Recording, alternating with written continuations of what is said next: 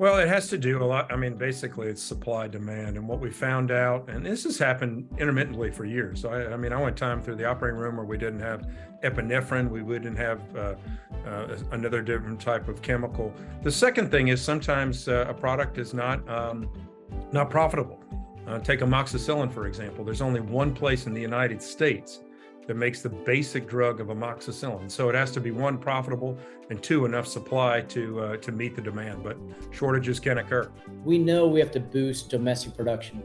We did that in a good way temporarily during the pandemic to boost vaccines, PPE, and other issues, but that laid threadbare our vulnerabilities, which is that we have to boost domestic production.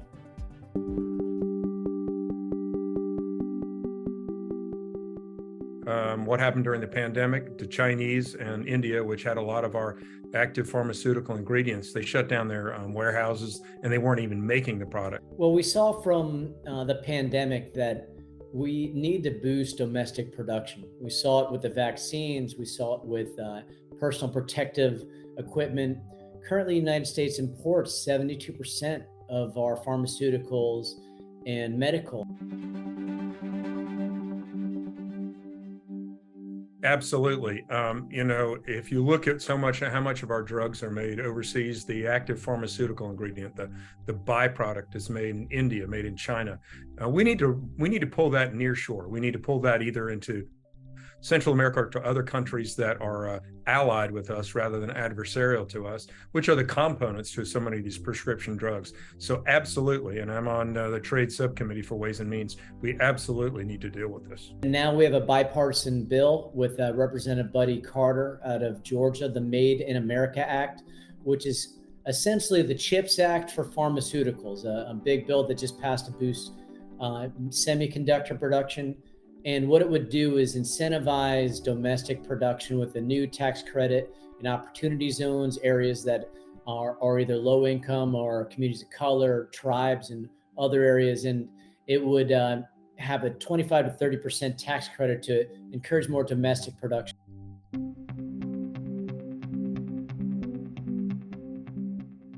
Well, they come to look and see what the safety of the drugs are and their manufacturing process, or do they have the correct chemicals? Are there any things that should not be in this? Plainly and simply, the FDA is falling down on its job.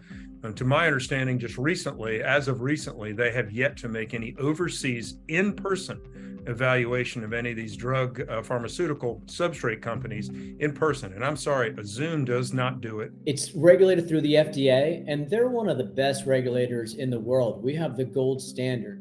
And because of that, though, sometimes we can use some streamlining, particularly in their inspection of the amount of product we have in the nation, and streamlining oversight in manufacturing to make sure we're improving the capacity to manufacture. We saw last year with the formula shortage, we had one giant facility and it had issues. And so it closed down. But now that's back up and running, and now they're working on a second major facility.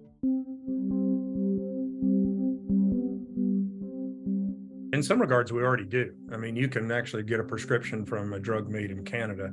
The most important thing is what we want control to the American public. We want a controlled, efficacious, and safe product. And how we best guarantee that is really critical. Supposedly the FDA is supposed to do that.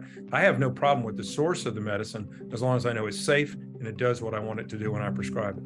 So we already import 72% of our drugs. So a lot of the drugs that folks are utilizing as prescriptions are foreign. Where it gets complicated is it's an American manufacturer. They've negotiated a lower price in Canada, and now they're shipping into Canada to bring it back to us when, hello, we need to reduce the prices of drugs made here in the United States.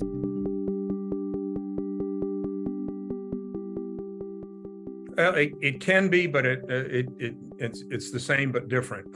Some over-the-counter drugs started out as prescribed drugs. Claritin, for example, we'll take one of the more common ones. It started out as an FDA-approved drug, went through clinical trials, did the whole process to be approved by the FDA. And once they saw it was safe, efficacious in certain dosages, then they let it be over the counter. There are some drugs that are over the counter that were never done. Aspirin, for example, never went through clinical trials per se, and I would say would actually have a hard time today. So in the purest sense of the word, prescribed drugs are in a definite category, but there are some non-prescription over-the-counter drugs which came from that prescribed process. So many of them are long-time medicines that have been improved long ago. They've gone through the process to become over-the-counter. Generally, they reduce prices, as do generics where appropriate.